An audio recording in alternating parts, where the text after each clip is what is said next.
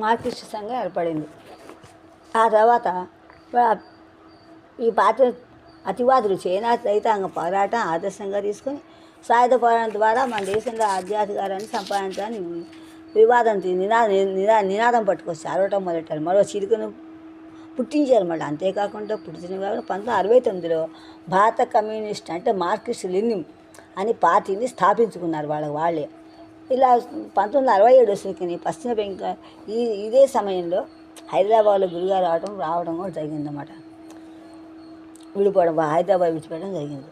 1967 వచ్చేసరికి బెంగాల్లో సిపిఎం భాగస్వామ్యంతో ఐక్య సంఘటన ప్రభుత్వం ఏర్పడిన తర్వాత చారు మంజుదార్, కానూ సన్యాల్ నాయకత్వం వల్ల వాళ్ళిద్దరు నాయకత్వం పడి ఆ రాష్ట్రంలోని నక్సల్ బరి ప్రాంతంలో సాయుధ తిరుగుబాటు జరిగింది. ఎప్పుడైతే జరిగిందో ఆ సాయుధ తిరుగుబాటులోనే ఈ ఉద్యమం క్రమంగా నక్సలైట్ల ఉద్యమంగా పేరుకెక్కింది.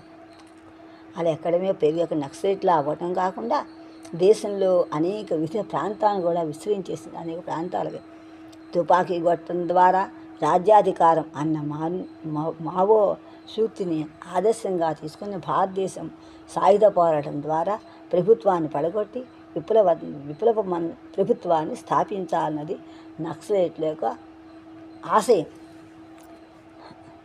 అందుకే నాన్న వరంగల్ వచ్చేసారు. గురుగారు వరంగల్ నుంచి రాజమండ్రి వచ్చింది. వర్గ శత్రువుల రక్తంతో చేతులు ముంచని వాడు తమ కమ్యూనిస్టునని చెప్పుకోవడానికి వీల్లేదు అని చారు మంజుదార్ బహిరంగంగా పిలుపునిచ్చారండి. వర్గ శత్రువుల రక్తంతో చేతులు ముంచని వాడు తాను కమ్యూనిస్టునని చెప్పుకోవడానికి వీలు లేదు అని చారు మంజుదార్ బహిరంగంగా పిలుపునిచ్చారు అందరికీ. 1960 ప్రాంతం నుండి సాంఘికంగా వెనుకబడిన ఈ గిరిజన ప్రాంతాల్లో ఉపాధ్యాయులుగా పనిచేసిన రామం, ఆదిభట్ల కైలాసం, వెంపటాపు సత్యం వంటి వారు గిరిజన సంఘాలు ప్రారంభించారు. భూస్వామ్యం, షావుకారుల దోపిడీ నుంచి గిరిజనులను కాపాడి వారి చైతన్యవంతం చేయడానికి ఉపాధ్యాయులు ప్రారంభించిన ప్రయత్నాలు క్రమంగా గిరిజన ఉద్యమానికి పునాదులు వేశాయి.